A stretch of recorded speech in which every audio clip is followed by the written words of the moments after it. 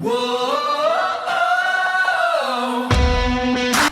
listening to the Medic Materials Podcast, hosted by Mike Turek, paramedic and educator with over 10 years' experience. Every month we review actual EMS calls with the help of current practicing EMS providers, bringing educational opportunities directly to the listener. Portions of the calls have been altered to protect the privacy and identity of those involved.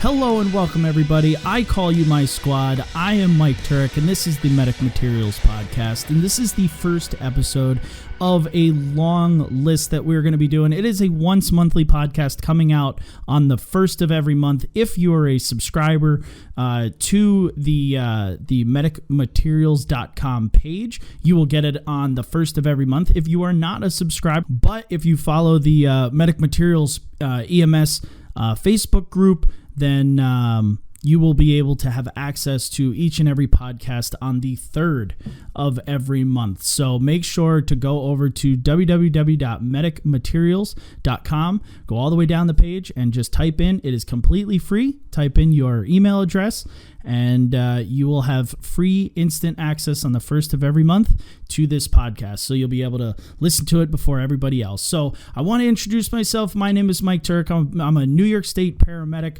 of 13 total years of EMS, 3 as a paramedic, 7 as a EMT basic, and 3 as an intermediate or advanced EMT, as they call it here. I am also a EMS educator and a avid fisherman, and I just wanted to start this podcast so we can, have group discussions, and I'll be pulling in my group for the inaugural episode in just about a minute. I wanted to start this podcast in conjunction to having the Medic Materials YouTube channel and the Medic Materials Facebook page, and just being able to disseminate EMS information, whether it's call reviews and, educational opportunities, or just, reviewing old information that we might have forgotten as providers, or helping out new EMTs or new paramedics, navigate the world of EMS education. And that's kind of where this whole birth started. So we're going to be talking about a really interesting call today in the review. And I'm going to, leave that up to the guys and I to break down. But I hope you guys enjoy what the podcast is going to be, and I hope you guys enjoy where it's going to be going. And now let me introduce you to our team. First, I'm going to bring over to Shane. Shane, say hi. Hello. Hello. You are I guess I'll let the cat out of the bag that we are all New York State providers. I won't let the cat fully out of the bag to where. But so how long have you been a provider, not counting your junior years? 10. Okay. Because it's like 18 if you're with, 14. 4, yeah, okay. You're only 1 over me with junior? Yeah. Oh, I didn't know that. I'm just old enough to be younger. That's creepy. You're welcome. So you were a New York State paramedic. I'll pass it over to our resident EMT, Justin. Hello. Hello. we caught him on a good day, and I literally always make fun of you, so I haven't made fun of you today. Thank God. Thank God. Shane took care of it already. Okay, well, the day is young. We still have about 40 minutes of talking here for something to get into. So the last one is my very good buddy Gerard over here. Gerard, say hi. Howdy. Gerard is also another paramedic. How many years? 5? 3 years as a medic. 3 years as a medic. And 3 years as an EMT. And 3 years as an EMT. Okay, so you're up to 6. So combined, we got a good chunk of experience sitting in one room. So today I want to talk about a subject matter that I don't think we talk about enough, and that is prolonged extrication. And we're going to do a call review here. Gerard's going to walk us through it, and I just want to set the stage. I'll kind of break in when we have some science to talk about here and there, but Gerard's going to run through the call. So think about this system has a transporting ALS ambulance with staffed in one EMT, one paramedic, a supervisor in a ALS fly car, paramedic level, also showed up to that scene. We had fire department first responders there to do the fire department operations side, and I believe that was all of the providers that were there on that scene, other than air medical, which brought the flight nurse and the flight paramedic there as well. So, Gerard, I'm going to turn it over to you. You kind of set the stage to this call, and I guess we'll just talk about it. This is basically a large commercial vehicle rollover with entrapment. The driver was the sole occupant, and the vehicle departed the highway and rolled completely upside down, came to rest inverted in like a drainage ditch. So the transporting ALS agency arrives on scene a few minutes after the first responders from fire. They had arrived in their personal vehicle. The ambulance crew approaching the scene, sees this large vehicle upside down. They see the cab of the vehicle is in some pretty bad shape, crushed. The sleeper portion is folded back, almost pretty much parallel to the ground. Paramedic sees the first responder on the other side of the vehicle, on the other side of the ditch. Inquires as to, do you see anybody? And they say, yes, they were actually talking to somebody on that side. Verify that, is there anybody else? No, it's just the one occupant. So the paramedic makes his way around the backside of the vehicle, came up on the ditch side. His EMT partner stayed on the road side. Come to find out, there is just one occupant, it's a driver. He is trapped. He's complaining of his leg being pinned around the left femur area. I just want to cut in to you guys and just ask, in hearing the setup of this scene, what is going through your mind? If you're, paramedic and EMT walking into the scene going, okay, what am I thinking of now at this point? At this point, I try and be figuring out the initial extrication thought process, trying to get the right resources started on the road, any additional ALS that may be needed in case RSI is going to be needed, and also doing the mental picture of, am I going to need the helicopter or am I going to be able to do this on the road, figuring out mileage and time to the nearest trauma. Right, and in this particular case, we have a local hospital, 15, 20 minutes down the road, but you also have a level 1 trauma center, medical center, 15, 20 minutes in the other opposite direction. Okay. So we're kind of equidistant. We can make our transporting decisions at that point. This crew ultimately did, utilize the air medical. And I believe there was a reason behind it that Gerard will get to. The crew, while the ALS crew was still en route to the scene, the dispatcher had inquired about necessity for air medical resource, and based on what was described just from the dispatch, and I mean personally, I'm always inclined to go ahead and launch, and if they're not needed, we can go ahead and cancel them. But if they are, then they're already, we're already cutting the. It's better to have them and not need them than need them and not have them. Exactly, and that was the mindset of the crew as well. They went ahead and told the dispatcher to go ahead and launch the helicopter, which turned out to be a good decision later on. So with the paramedic on the one side, the EMT on the other, fire was just starting to arrive in force. The vehicle seemed stable enough to at least get under it to make contact with the patient. The patient, who was originally in the driver's seat, had ended up partially in the sleeper portion. And the way the sleeper portion had broke off and laid parallel, there was a large opening on the top of it. But this was also underneath the rear drive wheels of the vehicle. So is this completely on its roof? Completely on its roof. Completely upside Is down. this a snub nose trailer, or is this like one of the long ones? This had a dolly because it was oversized load carrying the big concrete pillars for some project down south.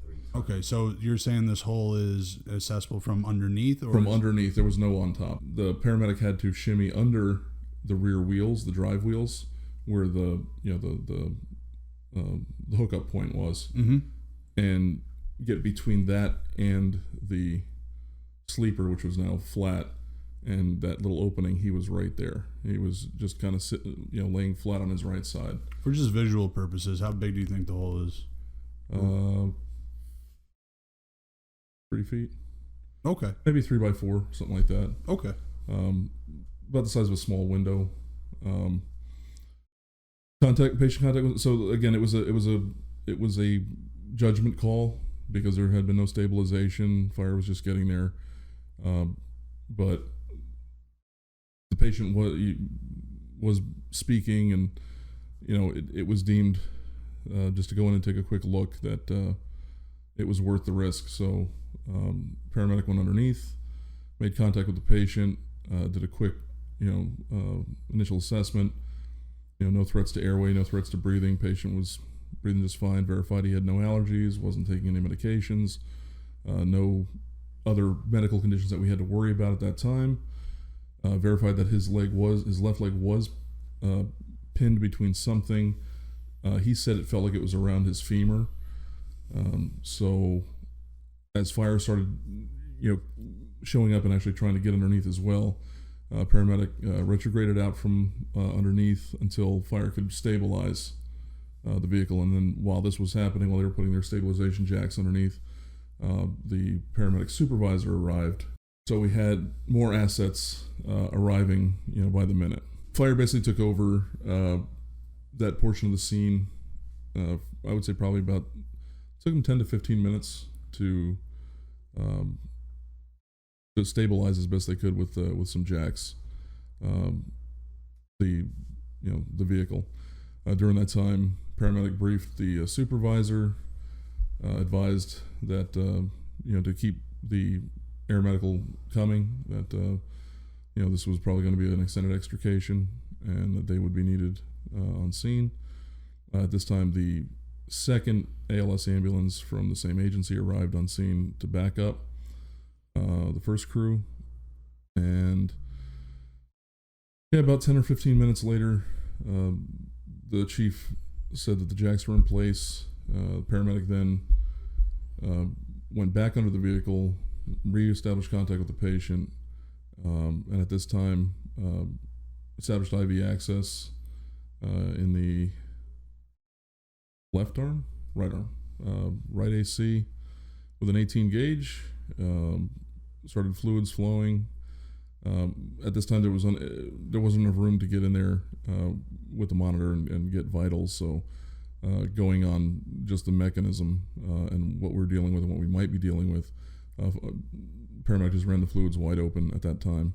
And then once the fluids were done, everyone was made aware that there was now a line in place. Please be aware that this is here and don't accidentally hit it and rip it out. And that's when the paramedic had his EMT partner place a C-collar on the patient, finished a quick secondary assessment, looked for any other injuries. Was he feeling any more pain in places he hadn't been before? Anything new, that he's feeling now? Any sensations? The only thing he said was his leg was feeling like it was getting numb, and that his right arm was starting to feel numb, which it was the arm that he was laying on. So that made perfect sense. And at that point, the paramedic had to once again retrograde out from the wreck and let fire take over and do its business. And at this point, one of the assets that the paramedic had underneath the vehicle was one of the firemen on scene was also one of the experienced EMTs that works at the same agency. He was just on his day off. So he was one of the firemen that was working underneath. So he had a reliable source of information that he could, gain if he needed to ask a question about what's going on with the patient, he could trust whatever was coming back to him. It wasn't just somebody he didn't know or anything like that. It was a trusted source. So that was a good asset to have. I want to pose the thought process. We're say 30 minutes or so into this vehicle extrication and this patient contact at this point in time with this paramedic. He's 30 minutes in on scene, and they're just now setting up extrication. We know that it's going to be a while, right? And ultimately, this was almost a 2-hour long extrication, and Gerard will get there. But to you guys, let's think with what Gerard has laid out so far. What are you guys thinking clinically? Like, legs pinned, arms numb. Doesn't seem like there's a lot of complaints other than mechanism looks bad, right? But what are you thinking as a provider or a clinician going, okay, we started line, we got fluids going, we don't have a set of vitals, he seems alert and oriented, but what are we thinking might be the issue here? The very first thing is, if you're saying the leg's pinned, I want to be concerned of a crush injury and anything leading towards rhabdo, because that's going to be the biggest killer that he has. On top of we don't know what caused the crash. Did he have a syncopal episode? Did he get stung by a bee and have an allergic reaction? Obviously, we've noticed that walking in and having contact. But we don't know if he may be, the syncopal episode mostly. Mm-hmm. Or heck, it could have been cardiac related or anything related. Diabetic emergency. Yep. And I agree with seizure. I agree with all of those points in that. The most thing that we have to worry about is the potential, rhabdomyolysis and the crush injury, because we don't know how long we're going to be here, right? This paramedic said it was about 2 hours, but with the size and scope that we're dealing with, it might have been 6 hours, right? If it was any one of us. So I want to hear a little bit about the fire extrication side. What did fire do, and how did they execute some stuff? Justin, you have you spoke to some of the providers, from that fire department. What did they kind of say was their thought process in the extrication? Well, initially, command arrived on scene and stated the vehicle needed to be stabilized. When the first heavy rescue arrived on scene, they grabbed rescue jacks, cutting tools, basically anything, cribbing, airbags, anything they could use to stabilize this vehicle and make it safe for EMS and fire to basically get underneath the vehicle and figure out a way to cut the patient out. 30 minutes into it, command requested a second heavy rescue to the scene with all the same equipment to be utilized for extrication and more stabilization of the vehicle.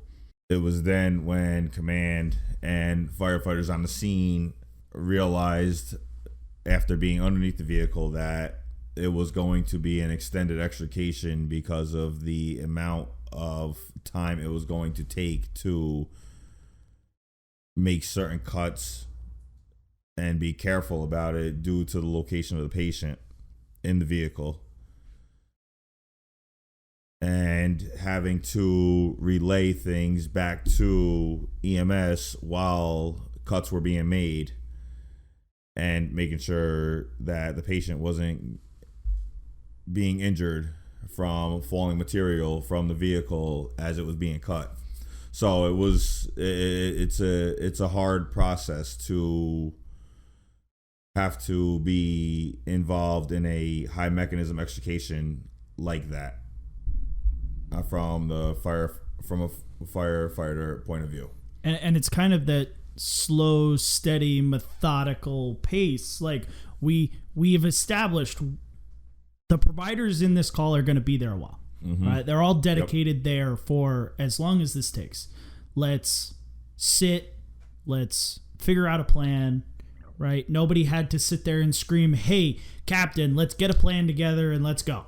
No, the right? plan, Executing the plan was executed on the fly, and ideas were being thrown out while crews were under the vehicle making cuts, different ideas, different things to do, different ways of potentially getting the patient out, whether it was going to be from the road side of the vehicle or the grass side of the vehicle. Yeah, like initially I can tell you firsthand that the paramedic involved right until the very end was under the assumption that the patient was going to be backboarded out on the roadside until the very, very end, and all of a sudden it became obvious that the easier path was coming out on the ditch side, and then and I think that's one of the most important things that was noticed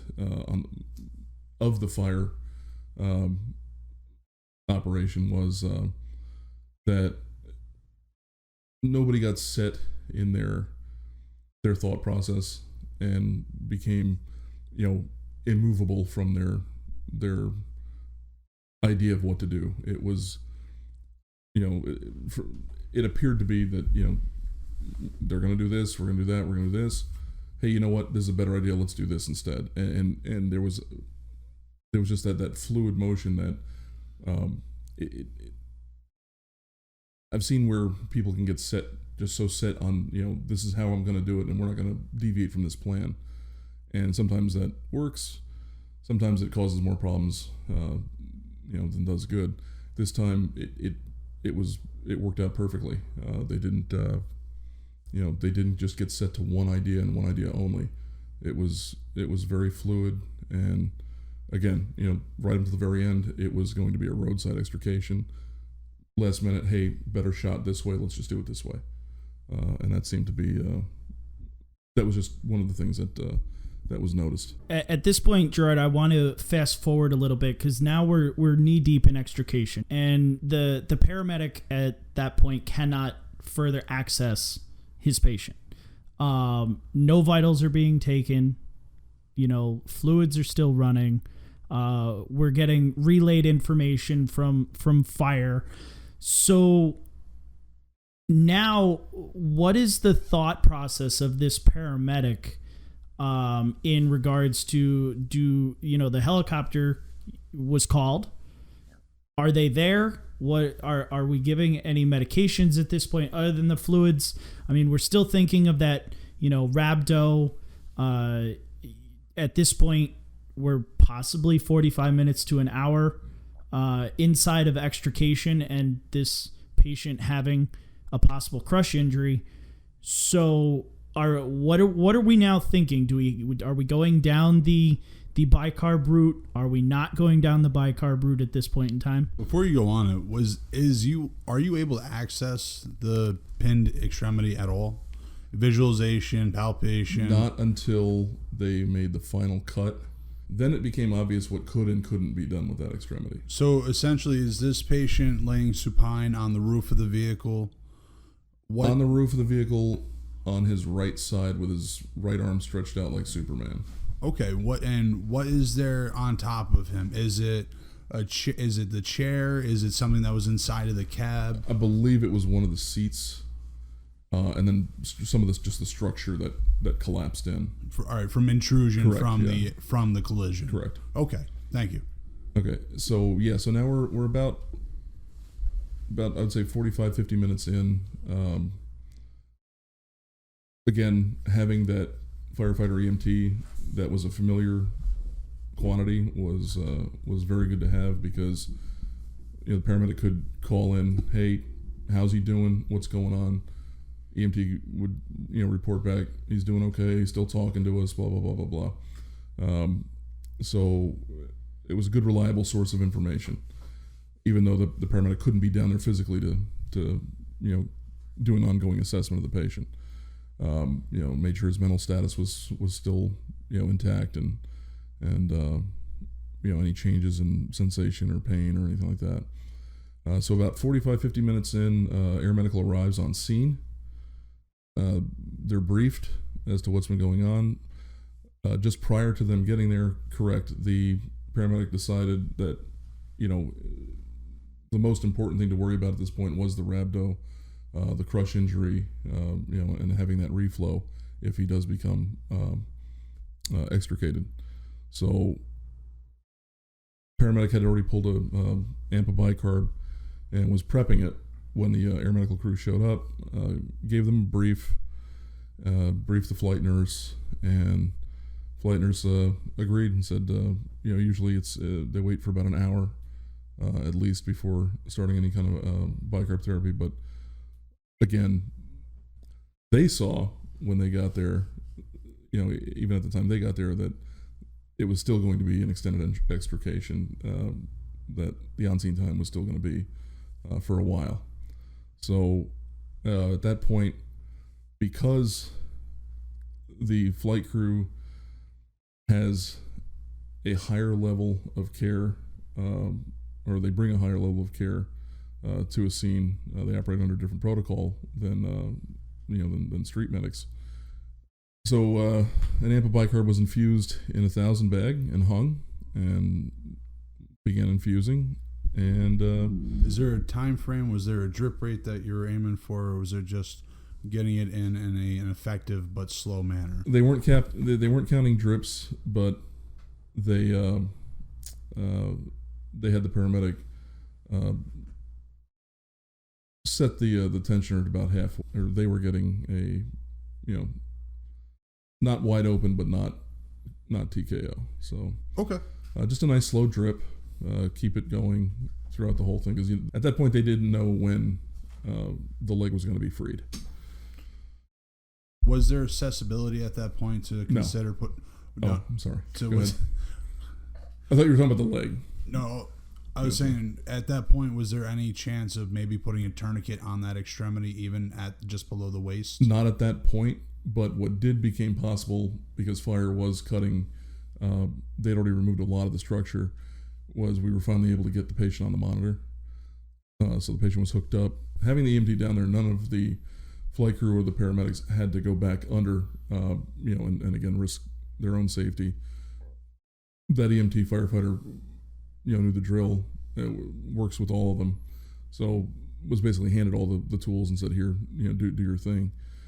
So he put the Untitled capnography on, hooked them up to the monitor. They got blood pressures, they got heart rate.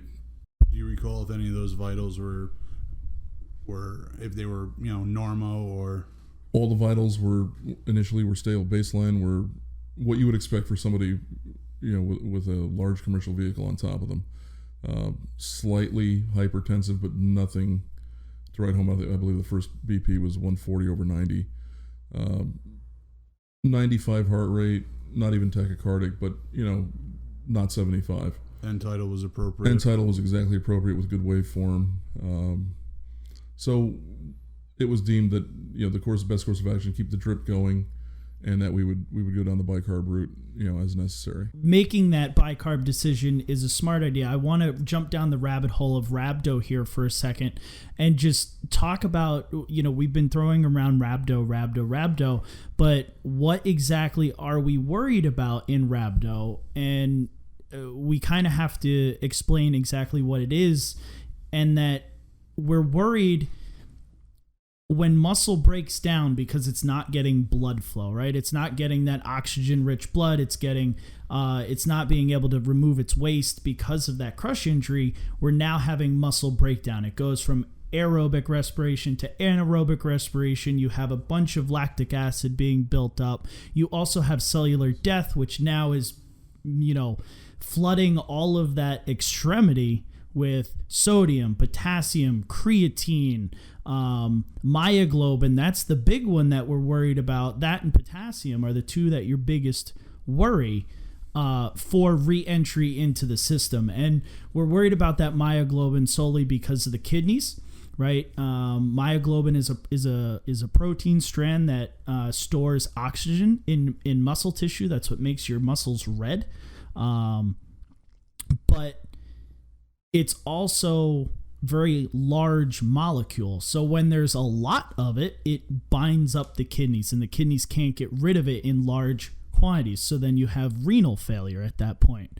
The potassium, we're worried, this paramedic was smart enough to say, hey, EMT, put him on the monitor, keep running me strips, making sure that we're not having a potassium overload here where, we're going to see, elevated T waves or peak T waves or, widened QRS waves. And we're worried about potassium for MIs at that point or other cardiac arrhythmias. And I think it was smart to have that bicarb drip, especially because we're not sitting there every half an hour pushing 50 milliequivalents. It's there. It's we going only in. Carry 100. Right, and right in this area they only carry 100. So now you're going, hey supervisor, I need your ALS bag, or hey second paramedic that showed up, I need your ALS bag at that point. Hopefully Air Medical maybe has a concentrated version due to their specialties. Right. And that's, all things that we're thinking about in these types of situations is, you said, what other resources am I going to need? In this, where this call happened, they have the ability to call for doctors. And I do believe that crossed that paramedic's mind. Is that not correct, Gerard? Yeah, correct. So when literally when Air Medical first got there, one of the things that was discussed after the drip was started, they literally said that they were just going to use the ground medics equipment and medications and stuff unless they had to go to theirs. So I like you said, I think what they were doing is holding back the big guns, letting the ground crew do their thing, and then if needed, they could break out the heavy stuff instead of just going right to the heavy stuff, which I think was a good idea, a good plan. It's a great demonstration of showing unity. Yeah. We all have specialties, even us on the ground. The people up in the air, yes, they've done their groundwork to get up to where they are, but they're not doing it regular anymore. We're doing it regularly, working with firefighters, working with fellow first responders, working with our EMTs to bring them up to an amazing competency level that it shows you got to rely on each step of the rung to get the job done correctly. Yeah, and it really turned out to be an unbelievable cooperative effort. The air medical crew, both the flight medic and the flight nurse, routinely consulted with the ground medic. What do you think about this? What are you thinking about? And back and forth, vice versa, and coordinating with the bringing the fire guys in as well as to what the mindset was, what the game plan was going to be. So everybody was on the same page, and if anyone had a good idea, hey, let's do it. In fact, one of the thoughts was potential for crush injury. Paramedics in this state, I don't think any part of this state they carry insulin, right? No, it's not. It's not in any of the collaborative. Right. So the thought process was, hey, we might have a crush injury. Maybe it'd be a good idea to get a doctor to the scene because we're going to be here a while. That was their thought process was, they were going to be stuck there for at least another hour or so. Might be a good idea to start getting the wheels turning for getting a physician to the scene with basically glucose and insulin so they could work their magic. And just for a reminder, on the ground, the trauma 1 is 15-20 minutes away. So with the doctor coming out of that emergency room or out of the local area where they live, we're still waiting, even after request, upwards to 45 minutes just due to our distance. That, and, they get the call, we make the call, they have to get their stuff, get their Starbucks coffee on the way. So it does take a while. It's not, boom, they're going to be there in 15 minutes. That's why the thought process of early on establishing what we need for resources is excellent. You always can cancel when you don't need, but it's better to have it. Right. And doctors, at least with what they bring here, you said glucose, insulin, right? That's the two biggest things. Paramedics in this area, in this response area, do carry glucose, but they do not carry the insulin. And the insulin we need on this type of scene specifically to start pushing that potassium back into the cell structure. So they're giving the insulin to kind of mitigate that flood of potassium and myoglobin out into the body once that crush injury is released. So that, and the thought process of this is a trauma doctor coming out, is there a possibility of just amputating the leg because extrication is going to be another 8 hours, right? I'm sure that was on the mind of, the doctor and the paramedic on the scene, because they're just, the doc's getting a phone call. They don't really know what they're going into at that point either. One other thing we haven't mentioned yet is the need of, whole blood or any form of blood product that may be necessary, because the leg is cut off, or the leg is inaccessible at the moment. We don't know if, maybe it sprung a hemorrhage. Right, and because he said, the patient said it's being choked off at the femur. Is that pressure that's being applied by the wreckage clamping off, potential arterial bleed? Right. And when the pressure was relieved, would there be a potential massive hemorrhage? So. There were a lot of things going through the head, and it was a good decision to have the paramedic supervisor go ahead and make that phone call and see if we could see if he could get the physician to the scene, which the physician did arrive on scene, but by then the patient had been extricated because of, again, a rapidly changing game plan based on events of what was going on. So at the end of the day, he wasn't needed. The extrication process changed. Command requested a third rescue truck to the scene with more manpower, more equipment, and with that rescue truck arriving on scene, there was a firefighter on that piece of apparatus that is highly experienced and well trained in high mechanism accidents like this.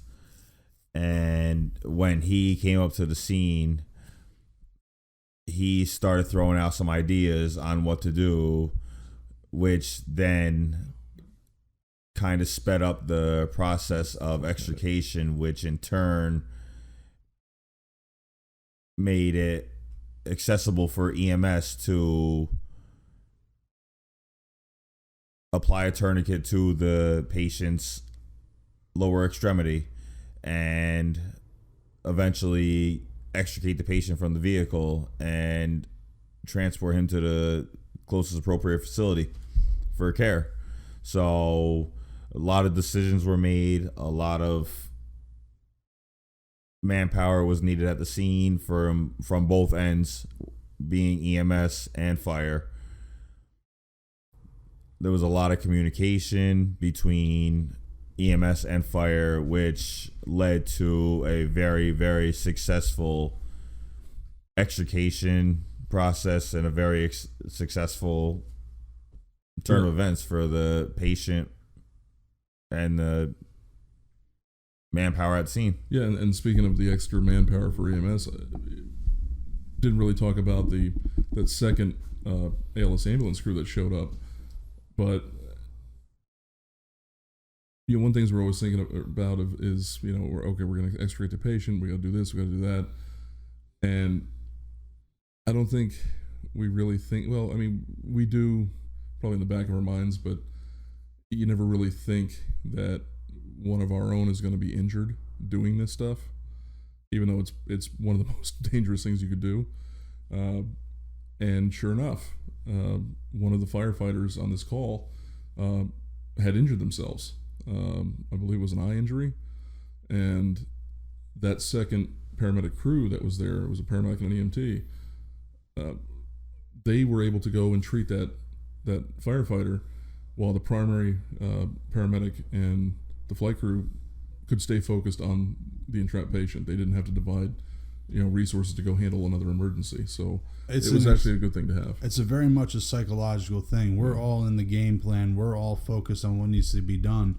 The moment one of us gets hurt, similar to firefighters on a firematic scene, any operations, someone gets hurt that's your own, it throws you off because you care about the other person. You're all there to do the same goal, to help the person who is hurt. But now when one of you get hurt, people get distracted. You need that person removed from the scene.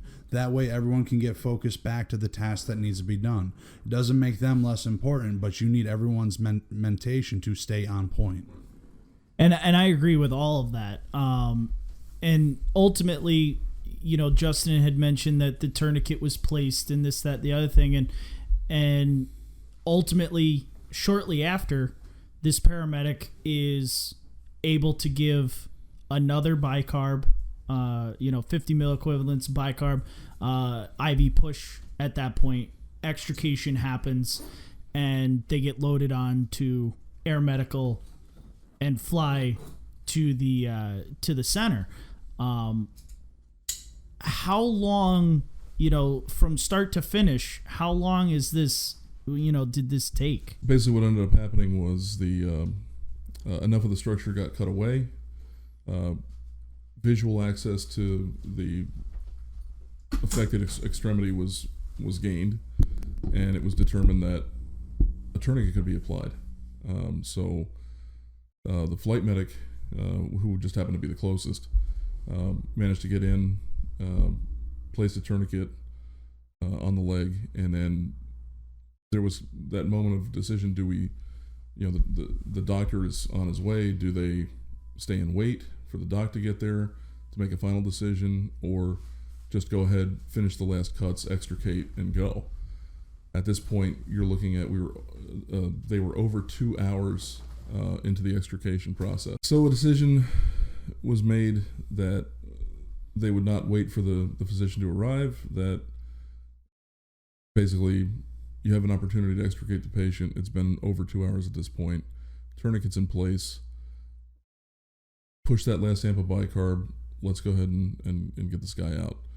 And they did. And again, the extrication ended up being on the ditch side rather than the road side, which was a game time decision. It was the last critical decision made because it was just easier that way. The patient was slid onto a backboard, pulled out, placed onto a stretcher, where of course the backboard was then removed, and then moved to an ambulance where a second line was started with a 16.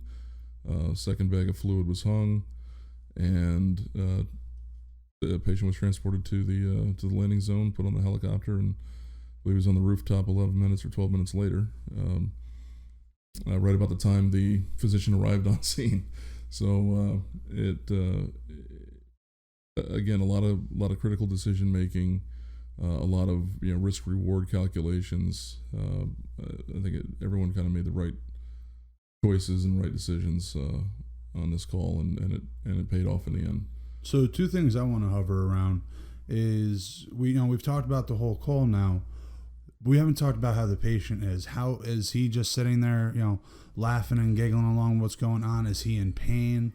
If he was in pain, was there any consideration of sedation, whether it would have been Versed, ketamine, or even etomidate? So patient had no complaint of pain. He had been complaining of numbness and tingling. When asked, does it feel like it does when like when your arm goes to sleep or something like that, and he concurred and said, yeah, it's like you've been sitting on your leg for a while, which when you think about it, he had a large vehicle sitting on his leg for a while, so no shock there.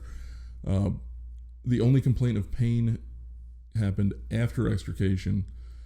Once he was in the ambulance, I believe the sensation to the upper part of his lower extremity was returning, and then he started feeling the tourniquet doing its job, and he started complaining of some pain there. So a decision was made, we're going to do pain management. What do we want to do? So the decision to administer 50 mics of fentanyl because it was going to be such a short trip. And he wasn't in excruciating pain. It was, he described it as 7 on 10. So just a little fentanyl to take the edge off, especially for the trip, keep him calm for it. And with curiosity, What kind of tourniquet was used? Was that cat? It was a SWAT cat. T? Yeah. Yep. Cat tourniquet was used. Worked beautifully. It was placed properly, and it was definitely doing its job. There were no distal pulses. He was not a happy camper once he started getting that sensation back above it, and yeah, it did what it was supposed to do.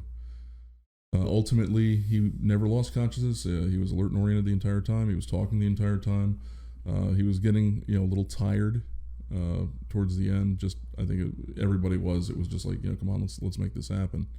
And but at the end of the day, believe it or not, no serious injury. I believe he walked out of the hospital with a ankle sprain. Was the final diagnosis. You gotta love how these vehicles have changed to have such crumple zones where they look devastating and you're able to walk out with your life. Well, yeah, when the paramedic first arrived and saw the the condition of the vehicle, it was described to me as he didn't think that there was going to be anyone alive inside this thing, that he was probably going to find somebody without a head. And to actually have someone that was in there talking, staying awake the entire time, walking away from this thing with a sprained ankle. Plan for the worst, hope Amazing. for the best, and hopefully you land in the middle. Absolutely. So as we're ending, does anybody, Justin, you only spoke like twice this entire time, but does anybody have any questions or thoughts, going through as we listen to Gerard's story here? No? Yes? No? Okay. I think I've covered everything I wanted to go through as the discussion's gone. I think you did too. Good questions. And I covered the science, so I think we got it all. The EMT firefighter that was down under the vehicle was pretty much concerned about the same things that the paramedic and other providers on scene were concerned about. Crush injury. The EMT was also absolutely amazed at the way the patient was alert and oriented, the comments the patient was making about wanting to hurry up and get out of the truck because he was tired of being covered in dirt and dust and not wanting to be in that position anymore. So it was absolutely amazing to see the condition of the vehicle and knowing that there was no fatality. There was a patient that pretty much walked away from this incident. Yeah, absolutely amazing. And one of the things I forgot to mention was, so while fire was doing its thing, this was not on a cool fall autumn day, 59 degrees Fahrenheit. This was a hot, sticky, nasty day, and these guys are out there in full bunkers, doing extricating work, very hard work under this thing and around it. And one of the things that the paramedic had mentioned was his concern for their well-being too. So, he has this patient that he is, ultimately concerned about, number one. But while he was watching the fireman underneath, again, he would be asking them, hey, you need water, something like that. Keep them hydrated and stuff. I remember hearing about the one EMT underneath looking back and not, looking at the paramedic, and the paramedic making the water sign, and like, oh no, I'm okay. So it was it's one of those things where you have so much more to think about than just the patient at this point, because and you're there for so long that now you start realizing, hey, I got a bunch of guys that could drop on me like a freaking like a bunch of flies here, so I need to make sure these guys are doing the best to keep themselves safe. So since we're our worst critics, does that paramedic have anything that he would have thought could have gone different, better, should have been reevaluated, that was overlooked?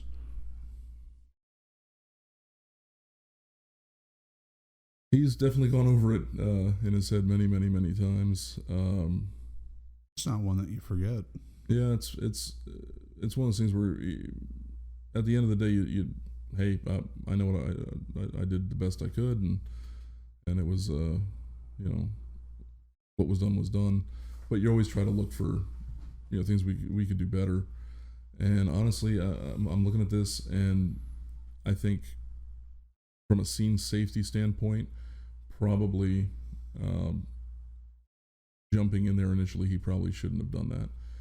He probably should have waited for fire to secure the scene, or at least stabilize the vehicle, because had anything gone wrong, from what I understand, he had to lean over the top of the